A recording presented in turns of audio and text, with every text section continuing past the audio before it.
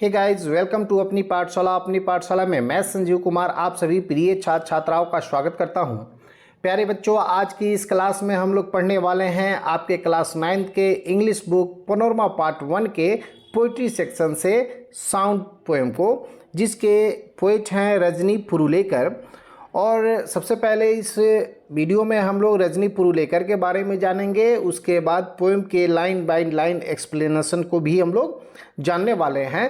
तो बस वीडियो में आप अंत तक बने रहिए, और यदि आपने अभी तक मेरे चैनल को सब्सक्राइब नहीं किया है तो प्लीज़ चैनल को सब्सक्राइब कर दें, बेल आइकन को दबा दें और अंत में वीडियो को लाइक ज़रूर कर दें। तो चलिए शुरू करते हैं। देखिए, Rajni पुरुलेकर was born in 1945।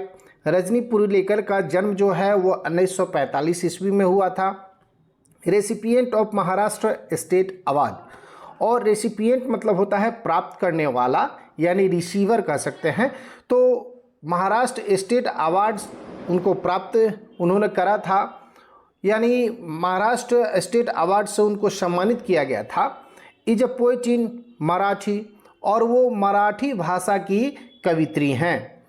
With 3 collections of poem to her credit, और उन्होंने 3 काव्य कृतियाँ लिखी हैं जो बहुत ही फेमस हैं, और लोगों ने उस तीनों काव्य कृतियों को बहुत सराहा है।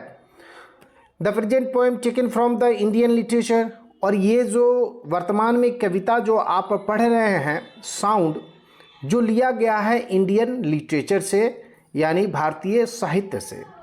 Has been translated by Suhas Suryakant Limaye, और ये जो इंडियन लिटरेचर, यानी स्पष्ट है कि जे रजनी पुरुलेकर जो है वो मराठी भाषा की लेखक है, मराठी भाषा की कवित्री हैं। तो उन्होंने लिखा होगा तो मराठी भाषा में लिखा है, और मराठी भाषा से इंग्लिश में ट्रांसलेट करने का काम, अनुवाद करने का काम जो किया है वो किया है सुहास सूर्यकांत लिमाये ने। तो इन दोनों नामों को आप याद रखेंगे, ये सीधे सीधे आपसे पूछे जा सकते हैं। एक तो आपको पोइट का नाम पूछा जा सकता है, तो रजनी पुरुलेकर, और इस कविता को इंग्लिश में, पोएम को मराठी से इंग्लिश में ट्रांसलेट करने का काम किसने करा है, तो उसका भी नाम आपसे पूछा जा सकता है। तो दोनों नाम आपको याद रखने होंगे, सुहास सूर्यकांत लिमाये और रजनी पुरुलेकर। तो चलिए अब हम लोग चलते हैं पोएम पे, जिसका टाइटल है, पोएम का शीर्षक है साउंड। और ये साउंड यानी ध्वनि, आवाज़, और ये ध्वनि साइंस वाला ध्वनि नहीं है, फिजिक्स वाला ध्वनि नहीं है, ये ध्वनि है, ये आवाज़ है इस पेड़ की, इस पेड़ की जिसको हमने अपने स्वार्थ के लिए इसको काट दिया है। हम लोग काटा करते हैं। जो पेड़ हमें बिना कुछ लिए, हमसे बिना कुछ लिए, बिना स्वार्थ के वो हमें छाया देता है, हमें ऑक्सीजन देता है, यानी एक तरह से कहें तो पेड़ हमारे लिए जीवनदायिनी है, हमको जीवन देता है, और उस पेड़ को हम अपने स्वार्थ के लिए काट देते हैं। तो इस कविता में उस पेड़ के दुख को, उस दर्द को, उसके दर्द को रजनी पुरुलेकर ने बताने का काम किया है हम लोगों को। तो चलिए समझते हैं, पढ़ते हैं कि आखिर उस पेड़ की क्या दुख है, क्या दर्द है।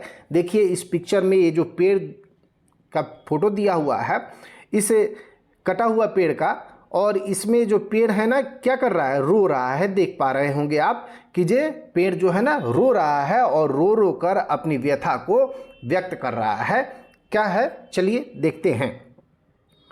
अ tree in the woods is hacked. अब यहाँ पे ट्री का मतलब तो आप जानते ही हैं, वुड का मतलब यहाँ लकड़ी से नहीं है, यहाँ जंगल से है, ठीक ना। और हैक्ड, हैक्ड का मतलब आपको हैक कर लेना नहीं, ये इसका मतलब होता है काटना, काट देना, ठीक ना। Its branches breaking away. अब कहता है कि a tree in the woods is hacked, यानी जंगल में एक पेड़ को काट दिया गया है। इट्स ब्रांचेस ब्रेकिंग अवे, और उसकी ब्रांचेस जो है ना, उसकी जो शाखाएं हैं वो इधर उधर फैल गई हैं, कट के गिर के इधर उधर तितर बितर हो गई हैं। What do the halves, halves का मतलब यहाँ पे हो गया आपको आधा का, यानी हाफ का ये प्लुरल है, बहुवचन है, ठीक है। तो इसकी जो भी टहनियाँ हैं विस्पर टू ईच अदर, यानी जो नीचे गिरी हुई हैं वो आपस में विस्पर कर रही हैं, यानी आपस में बात कर रही हैं। ठीक है, अब क्या बातें कर रही हैं आगे आपको क्लियर हो जाएगा। तो चलिए आगे बढ़ते हैं।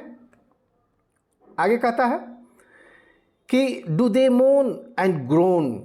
मोन मतलब होता है बिलाप करना और ग्रोन मतलब होता है कराहना। मोन मतलब होता है बिलाप करना और ग्रोन मतलब कराहना। तो देखिए क्या कहता है, in the heart of their hearts, यानी वो अपने दिल के गहराइयों से, वो जो टहनियाँ टूट के नीचे गिर पड़ी हैं, तितर बितर हो गई हैं, वो अपने दिल के गहराइयों से क्या कर रही हैं, बिलाप कर रही हैं, कराह रही हैं। ठीक है, एंड डू दीज लॉग्स, और यहाँ पे देखिए आगे लॉग्स, लॉग का मतलब होता है जो पेड़ से गिरे हुए डंठल होते हैं ना, एक तरह से लट्ठा इसको बोलते हैं, बड़ा बड़ा जो टुकड़ा होता है। तो पेड़ के जो लॉग्स हैं, लट्ठे हैं ना, ड्रेवन फ्रॉम ईच अदर रिमेनीज। अब यहाँ पे एक शब्द आया आपको रिमेनीज, इसका मतलब होता है कि पास्ट के बीते हुए चीज़ों को याद करना। ठीक ना, तो जो गिरे हुए लॉग्स हैं, लट्ठे हैं, वो आपस में एक दूसरे से बात कर रहे हैं और अपने बीते हुए दिनों को याद करके दुख प्रकट कर रहे हैं। ठीक है, तो वो बीते हुए दिन क्या, तो आगे क्लियर होगा कि जो वो बीते हुए दिन कैसे थे जिसको वो याद कर रहे हैं और दुख प्रकट कर रहे हैं, रो रहे हैं, करा रहे हैं। तो चलिए आगे देखते हैं।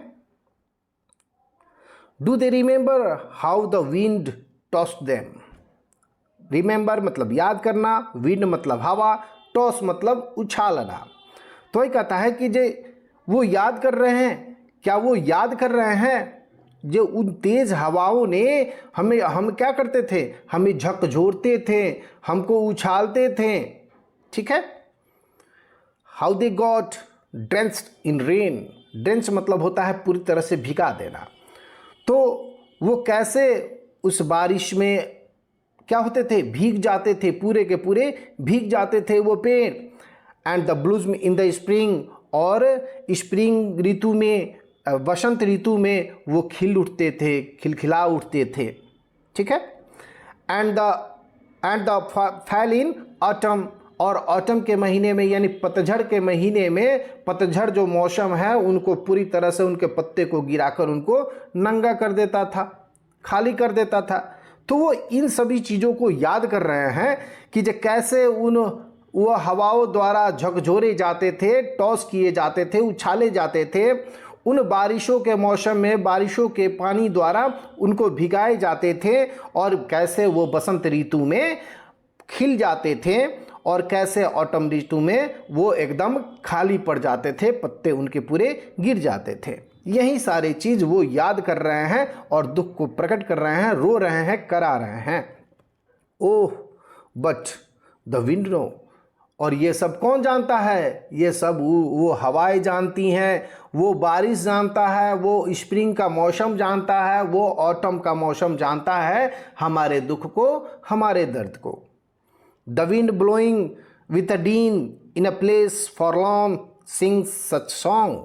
कहता है कि द विंड ब्लोइंग, हवा जो बहती है ना, विथ अ डीन, और डीन का मतलब होता है आपको निर्जन। डीन का मतलब होता है डीन का मतलब होता है कोलाहल, यानी जो हवा बहती है कोलाहल के साथ बहती है, शोर करते हुए बहती है। ठीक ना, इन अ प्लेस फॉरलॉर्न, फॉरलॉर्न का मतलब होता है निर्जन, खाली। ठीक ना, निर्जन।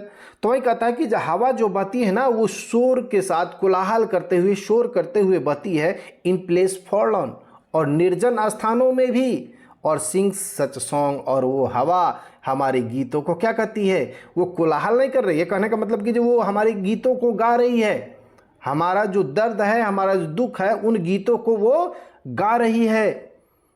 आगे बढ़ेंगे, आगे कहता है कि दो songs not all could praise, और ये जो गीत हैं सभी के द्वारा प्रशंसा नहीं की जाती है इन गीतों की, यानी सभी जो है ना ये गीत को समझ नहीं पाते हैं, यानी जब तक चीज़ों को आप समझेंगे नहीं तब तक प्रशंसा क्या करेंगे, नहीं कर पाएंगे ना। तो ये कहता है कि जो इन गीतों को वो समझ नहीं पा रहे हैं, इसलिए उसकी प्रशंसा वो नहीं कर रहे हैं। Many mans is blunt, blunt मतलब होता है मंद बुद्धि। और क्यों नहीं समझ पा रहे हैं कि ये जितने भी मानव हैं, मनुष्य हैं, ये सभी क्या हो गए हैं, ये सभी मंद बुद्धि हो गए हैं, मंद बुद्धि हो गए हैं। यानी एक पेड़ के इंपॉर्टेंस को भली भांति तो समझ रहे हैं, लेकिन उसके दर्द को समझ नहीं पा रहे हैं, ठीक ना। He does not even sense, तो कह रहा है कि जो क्या उनके पास सेंस नहीं है, सेंस नहीं है। द एगोनिक कॉर्ड, यानी ताकि वो पेड़ के दर्द को समझ सके, पकड़ सके, इतना भी सेंस उनके पास नहीं है। Even in a simple word, जबकि ये जो गीत है बहुत ही सिंपल वर्ड में, साधारण भाषा में, साधारण शब्दों में व्यक्त किया गया है, तो भी ये जो मनुष्य हैं जो मंद बुद्धि हो गए हैं और पेड़ों की व्यथा को, पेड़ों की दर्द को वो समझ नहीं पा रहे हैं, इस गीत को वो समझ नहीं पा रहे हैं और उसकी प्रशंसा नहीं कर पा रहे हैं। दे आर जस्ट साउंड, और जब चीज़ों को आप नहीं समझ पाएंगे, जब गीतों को आप समझ नहीं पाएंगे, तो क्या बन जाएगा, बस एक ध्वनि बन जाएगा जो आपको समझ में नहीं आ रहा है। तो जब गीत को समझ में नहीं आएगा तो आपके लिए बस एक ध्वनि है, उससे आपको कोई आनंद, कोई ये नहीं आएगा, ठीक ना। तो ऐसे समझिए आप कि जो गीत आप, यदि आपको बहुत अच्छा लगता है, उसके बोल अच्छे हैं, उसका थीम अच्छा है, तो वो गीत आपको सुनने में, बार बार सुनने को मज़ा आएगा। लेकिन जो गीत आपको समझ में नहीं आ रहा है तो बस लगेगा कि ये शोर कर रहा है। तो वही कह रहा है कि अगर ये चीज़ें आपको समझ में नहीं आ रही हैं तो दो क्या बन जाएंगी, जस्ट साउंड बन जाएंगी, केवल ध्वनि बन के रह जाएंगी, वो गीत नहीं रह जाएंगे। Such sound as would be choke to death, चौक का मतलब होता है कि गला घोट देना, गला घोट कर मार देना, चॉक टू डेथ। उसके बाद कन्फाइंड, कन्फाइंड का मतलब होता है सीमा, स्ट्रोक मतलब होता है प्रहार, क्वाइल्स मतलब चक्कर, सर्कल, और स्क्रिप्ट मतलब ब्लीपी। तो इन लाइनों से कवि क्या कहना चाहते हैं, पोइट क्या, कवित्री जो हैं वो क्या कहना चाहती हैं कि जब गीत जो है ना वो नीरस बन जाए, यानी इन गीतों का जब कोई अर्थ ना हो तो केवल एक ध्वनि मात्र बन जाती हैं, केवल ध्वनि बन जाती हैं और उनकी कोई सार्थकता नहीं होती, तब ये गीत जो है ना मृत्यु के समान हो जाती हैं और मृत्यु के समान दम घोटकर मार देती हैं और पीड़ादायक हो जाती हैं। और यदि इन सभी को केवल लेखन में, केवल स्क्रिप्ट में, यानी केवल लिखा गया है, इसका यदि उसके अर्थ को हम ना समझें तब क्या हो जाएगा, ये पीड़ादायक हो जाएगा, दम घोटू हो जाएगा। तो ये रही साउंड कविता। आपको यदि अच्छी लगी हो तो निश्चित रूप से चैनल को सब्सक्राइब कर दे, वीडियो को लाइक कर दे। फिर मिलेंगे अगले वीडियो के साथ। जय हिंद, जय